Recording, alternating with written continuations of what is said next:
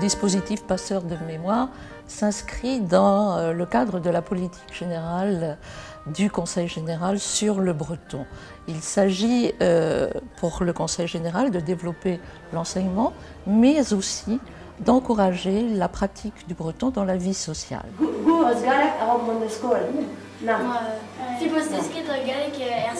Cette campagne de quêteurs et passeurs de mémoire est un outil maintenant qui est bien identifié, mais qui est mise en place localement, c'est-à-dire entre par exemple une école dans une commune avec une maison de retraite dans la commune.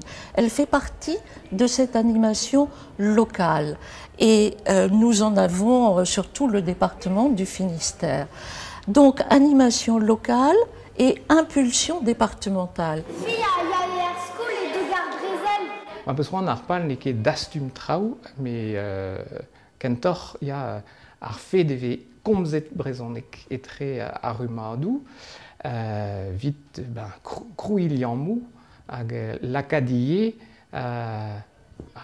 vue sokial dave buezekor etre ar rumadou wad. Oui, je lui ai dit, l'imbourama bascon, je suis vraiment l'institutrice. Gelener. Vidan eskemou ben ar fin vel losket an dud lib da zibab entem. Hag ar pal zo pad ar blav skol, nem velet da nebeut tergwich, vid ober an aodegez dija, goudeze vid labourat war an tem, ober trao assemblez, kegina, monel liors, bizit a trao, a vid ober ze, e red kao nebeut amzer mem estra.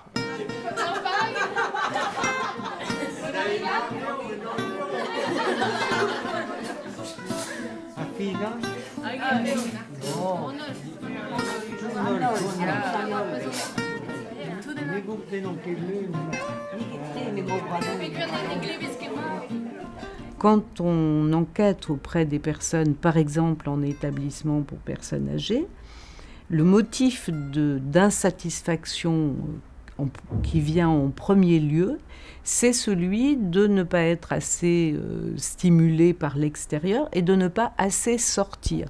Donc les premiers partisans de l'intergénération, du fait d'être avec les autres et d'être sur les sujets communs et collectifs, ce sont les vieilles personnes. Je pense que c'est important qu'effectivement les différents âges de la vie puissent se croiser indépendamment du fait d'être liés par le fait d'être grands-parents, petits-enfants, adultes. Et je trouve que, en tout cas pour ce qui est des vieilles personnes, elles investissent aussi les liens qui se présentent à elles au moment ou dans le lieu dans lequel elles vivent.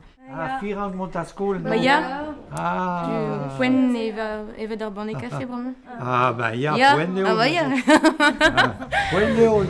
Ar ble paset e oem I kelen nezen, I timper, hag gador plaset ar boe di babet che mer per rak kleskarvion na tre c'harion chonjad.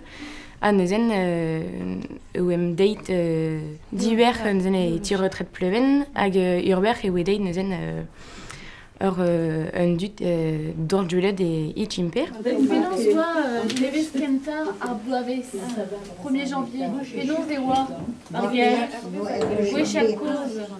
Nevez kenta ar bloavez.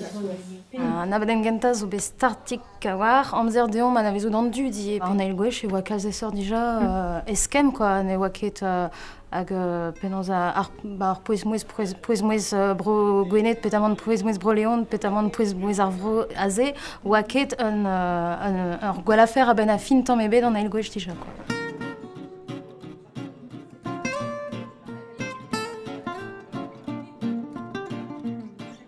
Dans les actions qui sont dites intergénérationnelles, bien souvent on demande aux vieilles personnes de parler de leur passé ou de se souvenir de choses de leur histoire. Mais par définition, les vieilles personnes ont beaucoup d'années, donc beaucoup d'histoires. Elles veulent parler des choses d'aujourd'hui, donner leur avis sur les choses d'aujourd'hui, parce que les vieilles personnes sont des contemporains. et entendre aussi la vie des jeunes, voire se confronter avec la vie des jeunes, voire plaisanter dessus, voilà. Et tu verras un daramprod gedar déjà me skabed et oui matre gedat komz gete peut dire revê un dut à revê ou istouer revê mais enfin elle juste un darn vrasan oui dies de e komz brohoneg pas dire mari hag l'aude ne veut tort elle mari de square hag za bragoti à dortu coutant bras de gomoni brohoneg hag bezo l'odal avait pi oui diesor which dans nat no wenche den nois hag chetu ben arfin tamatam ibela de wem ni ol forponos i komz brohoneg gete a tau ou des nem laket de von i brohoneg eb gouillet te he ben arfin hag e fin en eskem et Wendy komz brohoneg de netsoyant de square hag oe tremanital hag chetu enfin penaos tapet ur yergete indro funap hag plus just bras. Dortu pa evo deud o dio a zeg? Ja. Hein? Ah ja. Le Le chaïch est déjà tout doustu en ton.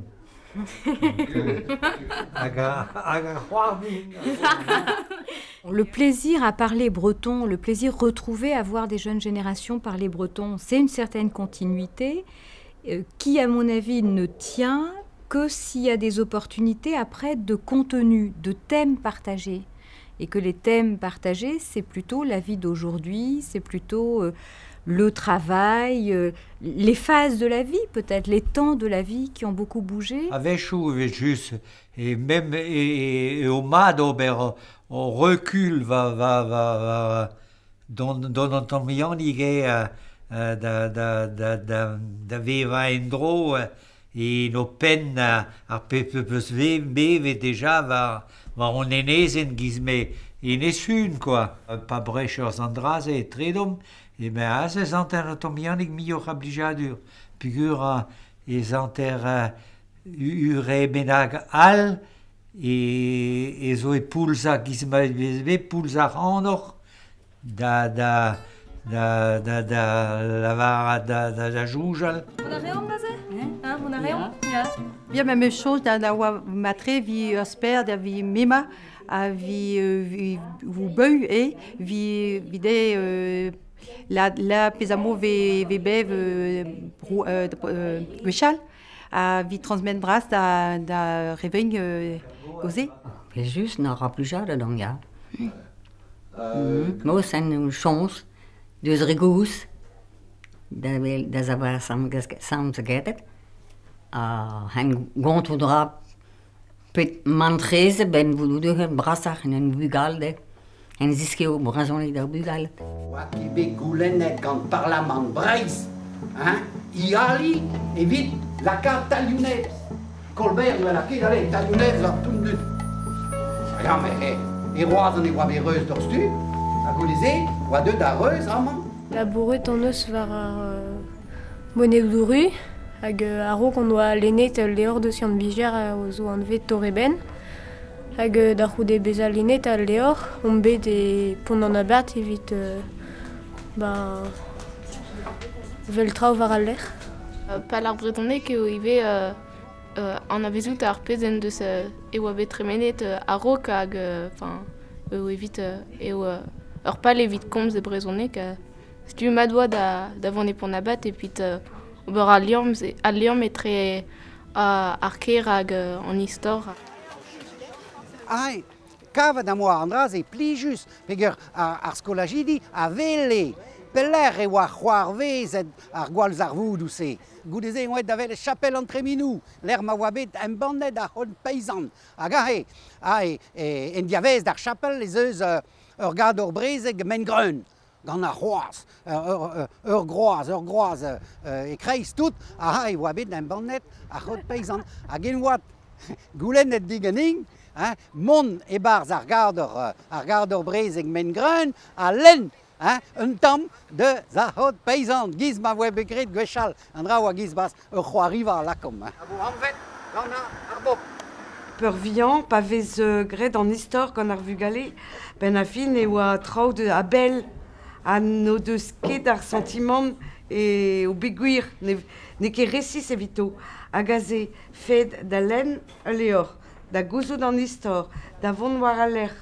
Aze e vezon un tamik test ive quoi deus an istor. An istor a basse e 1553. Hag aze zeus un dem deus ar famil, Eurion Kos di, Guillaume Le Prat, hag a oa bet paket gant pev ar denal, a kaset d'ar galeu. Skriva a esplega a komz deus istor ar vron e brezonek, andra agas ur blas, mejange da gent a tout, ur blas nevez d'an istor, a un dra zo grigenet e barz ar vron, ne ket traoù a gazo deus Paris, traoù a gazo enem gavet amañ, esplegen gant ur skrivagner deus ar vron, a chomet d'an bet ma mestra feial d'an istor. Mon badi d'an froid, d'un plaire mon digouet. Ben, beaucoup dit que tu payes d'or, mais drip et sa reine est froid. Elle est pas. Il y a quand le bac est froid. Mom det am de school di Montreuil, de labor de Gavigual, ar pouez-mouez drevras, bedur ne bablez yusso, ve labor ne me d'achan ouenou. De jonge dom, teitje nen ben de lac Vigual de gaut pouez-mouez mad ga achan ouenou, oa dualar labor da ga destenou, ga rimadelou, ga trop l'art. Bon, dommagé, même stra, l'arvigual, brick van kin matne, ben us gezo, gezo moins de long, enfin, sarchi un trou, gedap tout trou, et ça, et tu des danois, quoi. Tugen Kempereis, quoi. Tugen Kempereis, quoi. Ni kompozonek bremañ hag eo an tammig iskis klevout an ar brezonek se. Ni war penonz war brezonek a rok ni. Goude e relamp komz gant tud a rel komz brezonek koz. Ménage du bail droite. Blochatielen ma vouti war volak meini. Plijus dans de Welne, dans de Welvigual ba school, c'est tu plijus duelne huelad ar breonek. Ma da dom red real de revin, peso bet lar dom gatudel. Adreri madeluz ou moi ve disqued esper da ariez. Esper da ariez. Dam jonge dramneg a chon, même stra, kate. Bichik mourant, geus ras. Bichik mourant. Bichik mourant. Plafond de tango. Or bern trao a jom c'hoaz penaos da eskem, vel just, pugur a rumadou brizonegerien a viannik, vel just o deus or bern pinvidigez da rei, war da chen ar brezonek vel just, hag ie war da chen testenioù bue hag war an istor hag memeus war talvoudegez a liammou denel memeus e treen dud pugur zezo bep tro e un aventur hag an olre o deus kemer e pers lar ben ar fin ve krouet liammou kreñv, liammou don e trean dud ne ket nemet un afer treuskas rei an drag, ne jom netra goudeze. Et un affaire treuskas ur yez, a treuskas ie bue an dud, kenderel da zeski, da beboat, pugur memeus gant a regoz, vel a red o deus desket pe dijoloet traoù neve ie a deus pers a re yaouan.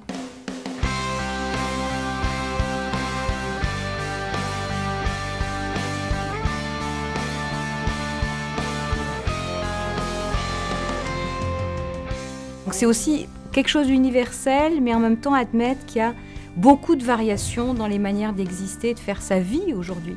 Je pense que c'est peut-être ce ce que les jeunes ou les enfants perçoivent, la transmission la plus forte, c'est le breton, mais c'est aussi le fait que les parcours de vie sont extrêmement faits d'opportunités différentes pour les uns et les autres. Mais c'est la vie, quoi.